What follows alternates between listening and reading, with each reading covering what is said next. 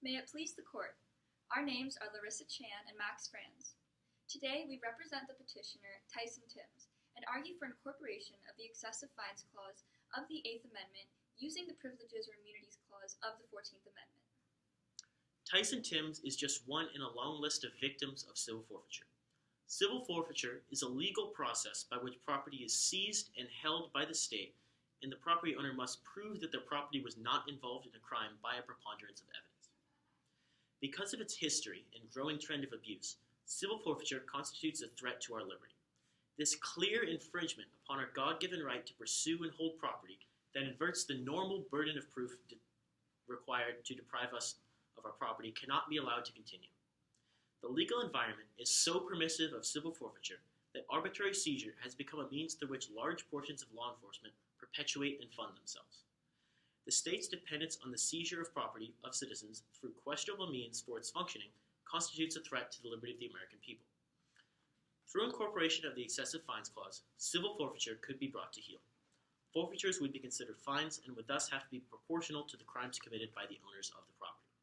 A diligent textual and historical understanding of the 14th Amendment leads to the conclusion that the Privileges or Immunities Clause is best suited to incorporate protections of the Bill of Rights.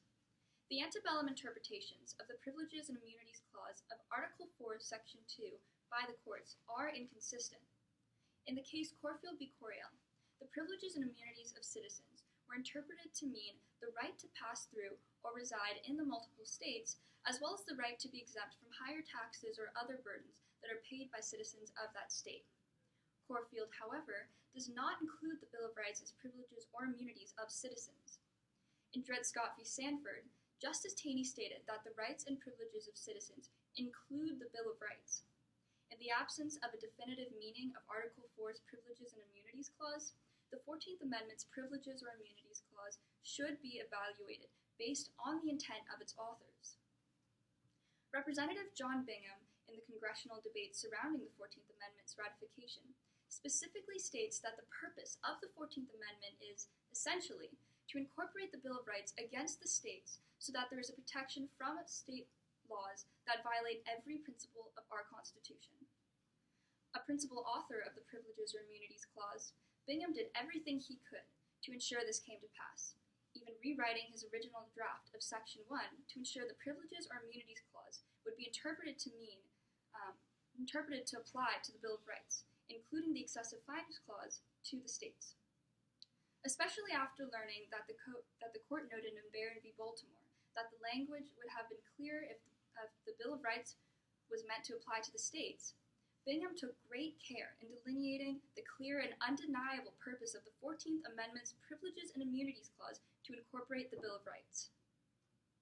The single-minded pursuit of the 39th Congress was to protect civil rights and liberties from the states, as demonstrated by the ramifications of the Civil Rights Act of 1866, the ratification of the 14th Amendment, and the military district reconstruction following the Civil War.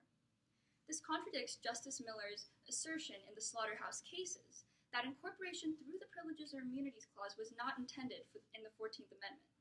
Because Slaughterhouse so flagrantly disregards the intent of the 14th Amendment, it should be abandoned or overturned. The language of the Excessive Fines Clause of the Eighth Amendment demands a substantive rather than a procedural protection that must be provided through the Privileges or Immunities Clause of the 14th Amendment. The Due Process Clause of the 14th Amendment ensures that none are to be deprived of life, liberty, or property without due process of law. The Excessive Fines Clause cannot be incorporated using this procedural protection. The language of the Excessive Fines Clause of the Eighth Amendment states, "nor excessive fines imposed," granting a substantive protection against excessive fines. In other words, just as the government cannot impose on one's right to practice their religion through a judicial process, the government cannot impose an excessive fine through a judicial process. Incorporation of the Excessive Fines Clause of the Eighth Amendment through the Due Process Clause of the 14th Amendment, therefore, would have to rest on the fiction of substantive due process. Substantive due process is an inappropriate method for incorporation of protections of the Bill of Rights, including the Excessive Fines Clause. Justice Thomas's concurrence in Chicago v. McDonald, in this court's own explications in Planned Parenthood v. Casey, point out the contradictory nature of substantive due process. With the same degree of internal consistency as deeply superficial, substantive due process isn't well suited for anything. Incorporating the Eighth Amendment this way would further ingrain this faulty doctrine into American common law, representing yet another heinous misuse of the Due Process Clause of the 14th Amendment. The presence of substantive due process rights in common law is a problem to be addressed rather than a cause to be furthered.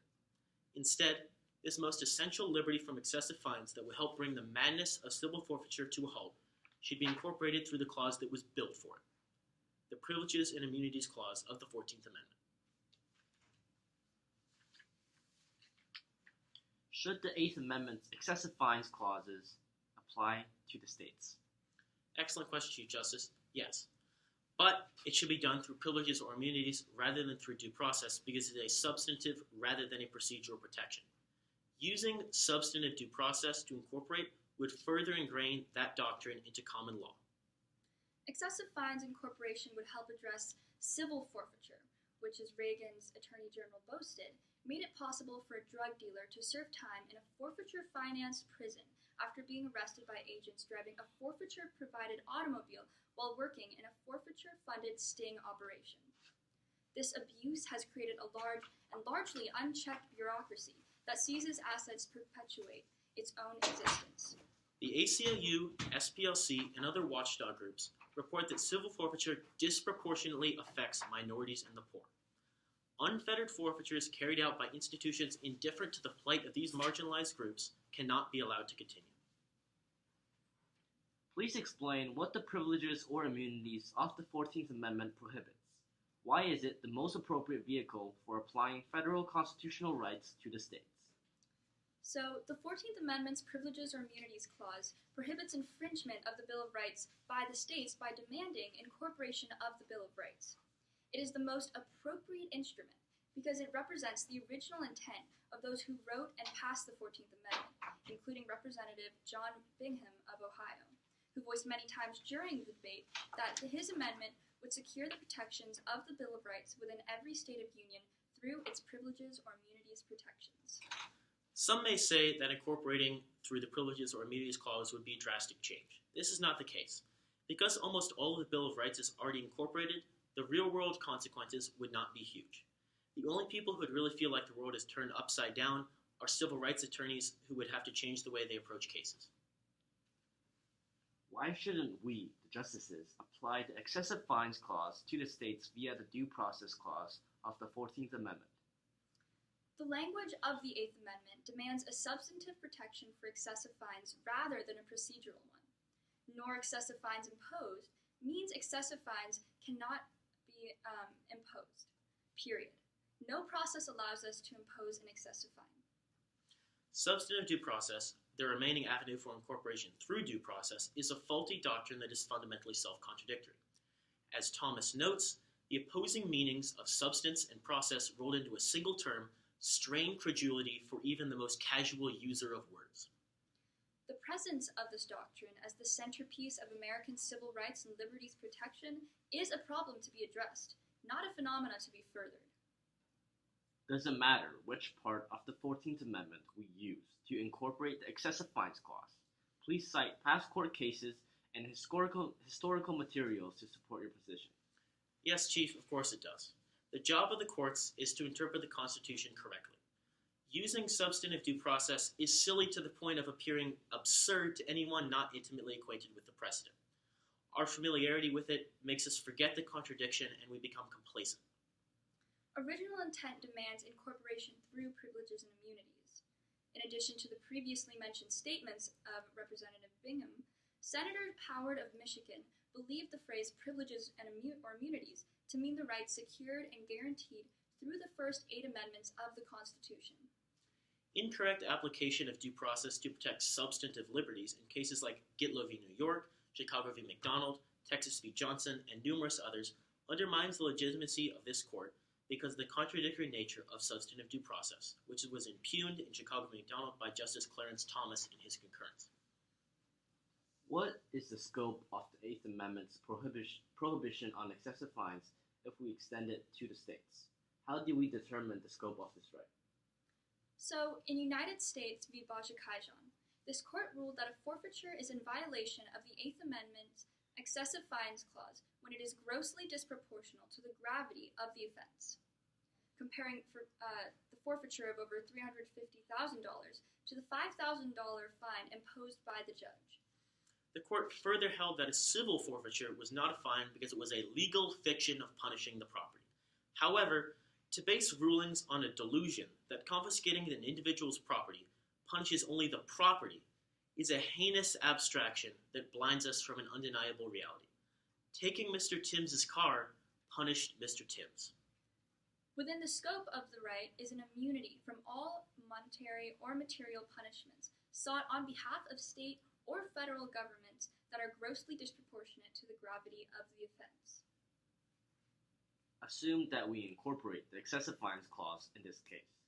Does the forfeiture of Mr. Timms' vehicle amount to an excessive fine? Why or why not? Please explain your legal analysis. Yes, it does. Despite the fantasy of property punishment, seizing Mr. Timms' car punished Mr. Timms, thereby having the exact same effect as a fine. From here, we can begin to assess whether or not the fine is in violation of the excessive fines clause. And referring again to the Bajikaijan standard, fines that are grossly disproportional to the gravity of the offense are unconstitutional. The maximum statutory fine for Timms' Class B felony was $10,000, and his truck was worth over 4 times that amount when he bought it 4 months prior to his arrest.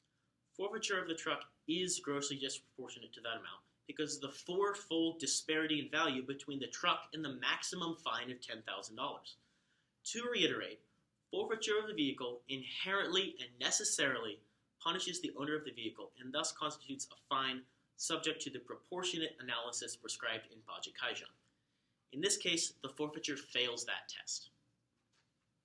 Are civil forfeitures ever appropriate as a punishment under the excessive fines clause? This court held in Bajikaijan that civil forfeiture is not a fine because it is a legal fiction of punishing the property. However, basing rulings on this delusion that confiscating an individual's property punishes only the property blinds us from the reality that taking one's property punishes the person.